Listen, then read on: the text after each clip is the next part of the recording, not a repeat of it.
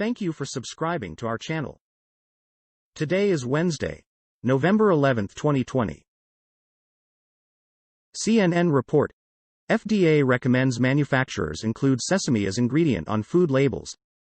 The U.S. Food and Drug Administration is recommending food manufacturers voluntarily list sesame as an ingredient on food labels. The guidance is not a requirement and is intended to help people who are allergic to sesame identify foods that may contain the seed, the agency said. Many Americans are allergic or sensitive to sesame, and they need the ability to quickly identify products that might contain sesame. Susan Main, the director of the FDA's Center for Food Safety and Applied Nutrition, said in a statement. BBC report. Murder hornets, more nests likely to be found in U.S. Researchers believe more queens, which are responsible for establishing colonies, could remain at large, but they are confident the population can be brought under control. Asian giant hornets are an invasive species in the Pacific Northwest. They target honeybees, which pollinate crops.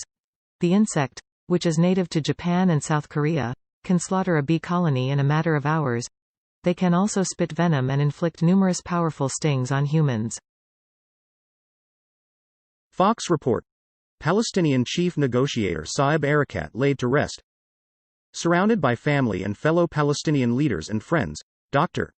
Saeb Erekat was laid to rest in the cemetery of his town Jericho in the West Bank on Wednesday.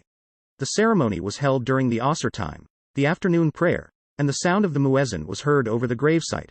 Hundreds gathered along the road to the cemetery to bid him a last farewell. Earlier Wednesday, in a military ceremony, Erekat's coffin was brought to the Muqata'a, the presidential quarters in Ramallah. Fox report.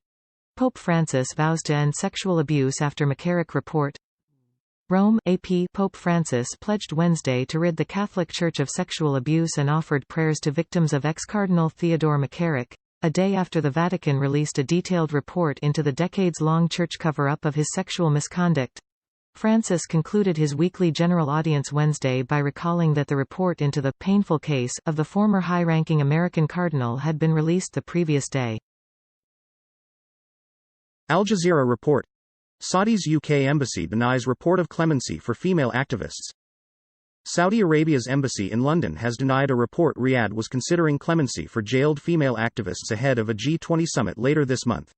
The Saudi embassy in London denied to the BBC that its ambassador had said a debate was ongoing in the kingdom about the possibility of clemency for detained women's activists before the G20 summit, BBC Arabic said in a Twitter post.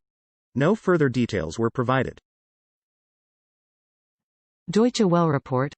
Far-right protesters clash with riot police during Polish Independence Day march.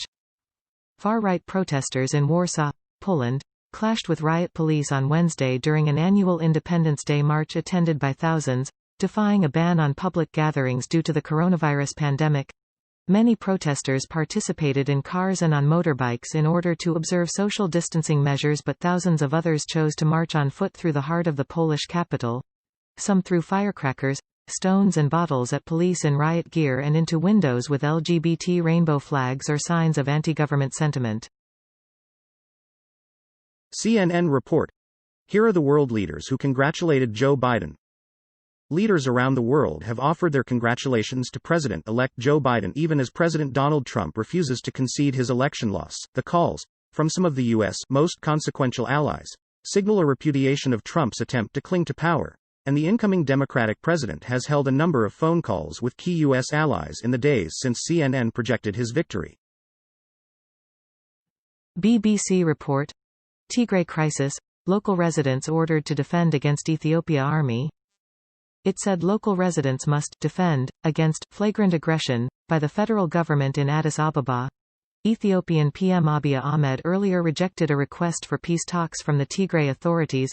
Hundreds have been killed in 8 days of fighting between Tigray forces and the federal army. Last Wednesday, Mr. Abiy ordered a military offensive after an army base in the Tigrayan capital, Mekelle, was taken over by forces loyal to the regional government of Tigray, following months of worsening tension between Tigrayan leaders and the federal government. BBC report. Coronavirus. EU buys 300 meters doses of BioNTech Pfizer vaccine. Deliveries are expected to start by the end of this year, the companies said. but the EU refused to provide details on how the vaccine would be rolled out, insisting that a number of steps needed to be followed beforehand. Early data suggests the vaccine protects more than 90% of people from developing COVID-19 symptoms. On Monday, its developers, Pfizer and BioNTech, said it had been tested on 43,500 people with no safety concerns raised. CNN report. This 81-year-old Italian man couldn't visit his wife in hospital, so he serenaded her from the street. If music be the food of love, play on, especially when coronavirus restrictions leave you with little other option. Prevented from visiting his sick wife in hospital, 81-year-old Stefano Bazzini decided to take to the street outside to serenade her on his accordion. The touching moment was captured on film and has since gone viral, while Carla Sacchi, his wife of 47 years, watched from a second-floor window of the hospital in Castel San Giovanni, a town in Italy's northern Emilia-Romagna region. The sprightly troubadour played a medley of love songs on his accordion below. Al Jazeera report. Mexico confirms talks with U.S. over ex-defense minister's arrest. Mexico confirmed on Wednesday that its top diplomat, Foreign Minister Marcelo Ebrard, spoke to United States Attorney General William Barr about the arrest of former Mexican Secretary of National Defense and retired Army General Salvador Cienfuegos on U.S. soil. President Andrés Manuel López Obrador said during a regular government news conference that Ebrard is in talks with Barr and that a diplomatic memo had been sent. Al Jazeera report. Thrown out of work during pandemic, parents drive lawsuit surge. Parents who've lost their jobs during the pandemic are driving a surge of litigation alleging their employers discriminated against them for taking care of their kids when schools closed since March. Working parents have filed at least 40 lawsuits accusing employers of illegally denying parental leave or subjecting them to other forms of discrimination, according to tallies by the law firm Barnes & Thornburg and the Center for Work-Life Law at the University of California's Hastings College of the Law. Fox report. Cuomo cracks down on bars, gyms, restaurants as coronavirus cases climb again. New York Gov. Cuomo announced new coronavirus restrictions Wednesday, including a cap on the number of people allowed to gather in private homes and a curfew on bars, restaurants and gyms. All businesses that have a state liquor license, and gyms must close by 10 p.m., the governor said. The rules go into effect Friday. COVID is getting worse by the day, Cuomo added in a string of tweets on the new restrictions. Deutsche Welle report. Germany. Thieves steal €6.5 million in cash from Emmerich Customs Office. German investigators said Wednesday they had begun a search for suspects who stole €6.5 million $7.6 million in cash last week from a customs office in Emmerich.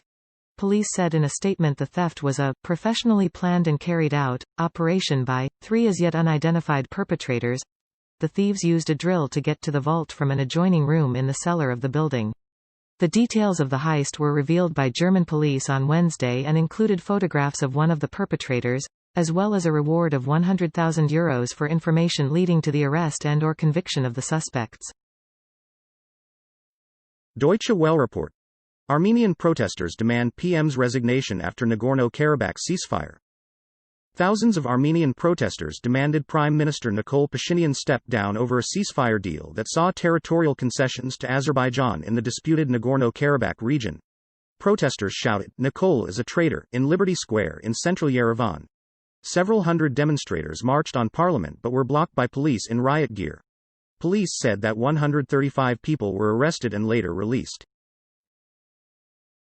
CNN report. The National Museum of the United States Army officially opens to the public on Veterans Day. The National Museum of the United States Army opened to the public on Veterans Day. The museum, located approximately 30 minutes south of Washington, D.C., on 84 acres of land at Fort Belvoir in Virginia, honors the service of the more than 30 million men and women who have donned an Army uniform since 1775, according to a news release.